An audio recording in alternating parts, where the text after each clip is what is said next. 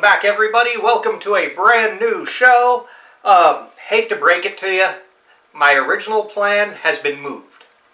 So my original review was going to be of Jack Frost 2. That had to be moved because there have been shipping delays on various items I have ordered. I don't know if this will affect that. However, I should be getting Black Friday stuff this month, so to make up for it, I will unbox Black Friday stuff for everybody, from Vinegar Syndrome, from that other one, I can't think of off the top, Severn, from Vinegar Syndrome, from Severn, and possibly from Kino if I partake in their winter sale. That all depends.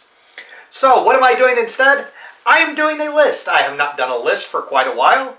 This list is the top 10 movies I try to watch every year.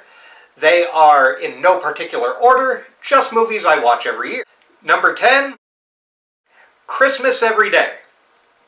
Now, a lot of you may not have heard of Christmas Every Day. Some of you go, well, that sounds familiar.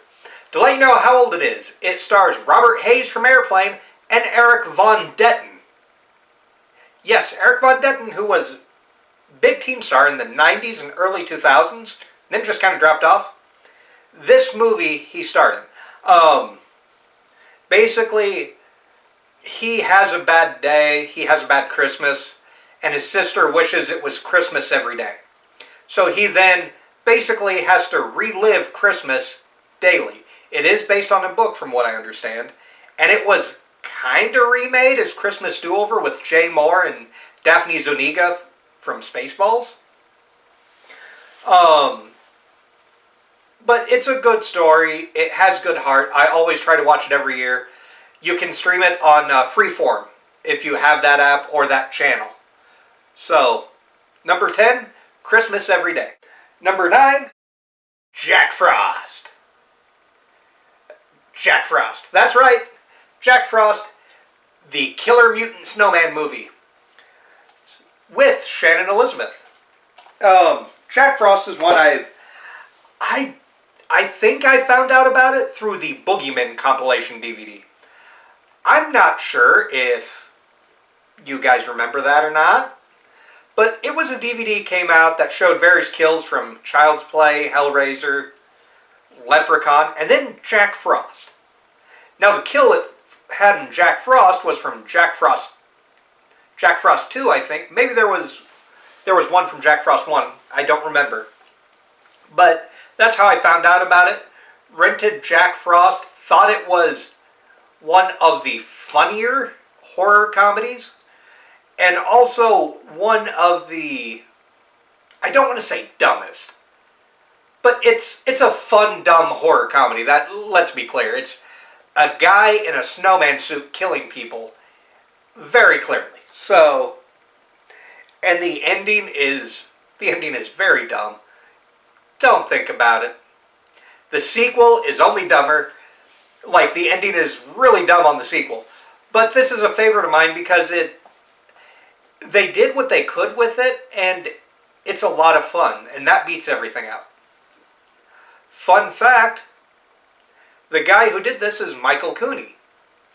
Michael Cooney, his dad Ray Cooney, wrote a play which I directed called Run for Your Wife. So small world, that's kind of neat. Number 8, Christmas Vacation. That's right. Christmas Vacation, I try to watch every year. Christmas Vacation is one that I have watched since I was a kid. Well, every year, basically. I just said it. I found out about it probably when I was 3 or 4. I was being babysat. And my babysitter put it on, and I fell in love with it. And ever since then, I have watched it once a year. And actually, when this list video is done, I'm going to go out and watch it again. And watch it for the first time this year. So yeah, Christmas Vacation, not going to explain it. Most people know what it is. TBS did a marathon on it not that long ago. So, that's number 8. Number 7, Dial Code Santa Claus. What is Dial Code Santa Claus? Well, it is a movie that's very similar to Home Alone.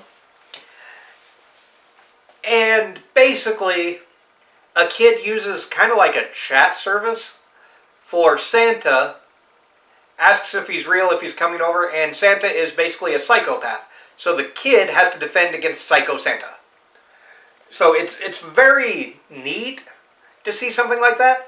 The only downside is you have to look at subtitles because it is a French film. I do not believe there's an English translation or an English dub. I could be wrong.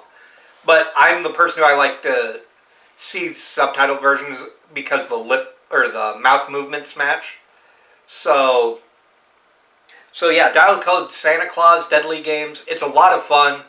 It's very atmospheric with Christmas. The kid's mom works at like a toy factory and is uber wealthy. So the kid basically has everything he wants. It's kind of funny, kind of neat. Number 6. A Christmas Story. This movie drives my wife absolutely bonkers. The reason it drives her bonkers is because I watch it once on Christmas Eve and twice on Christmas usually. Because of that TNT or TBS marathon, whichever station does it. And I have done that since probably 92? Since they started doing it on TBS or TNT, whichever does it, I have done that every year and it's become a tradition.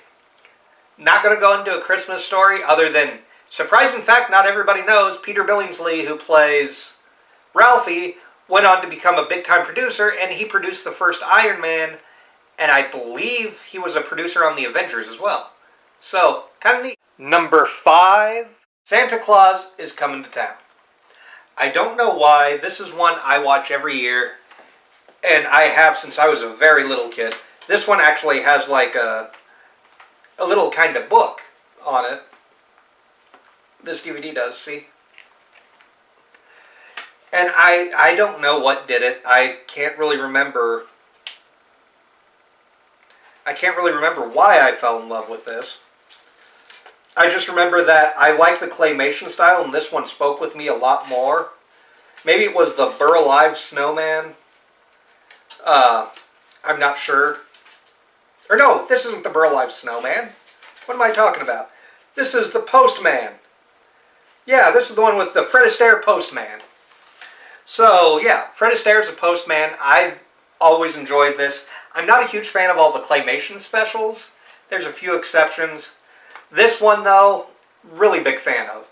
I watched this as a little kid, and then it just kept airing on, like, I want to say ABC Family would air it a lot when they had nothing else to air. So, yeah, Santa Claus is Coming to Town. Number 4, Die Hard 1 and 2.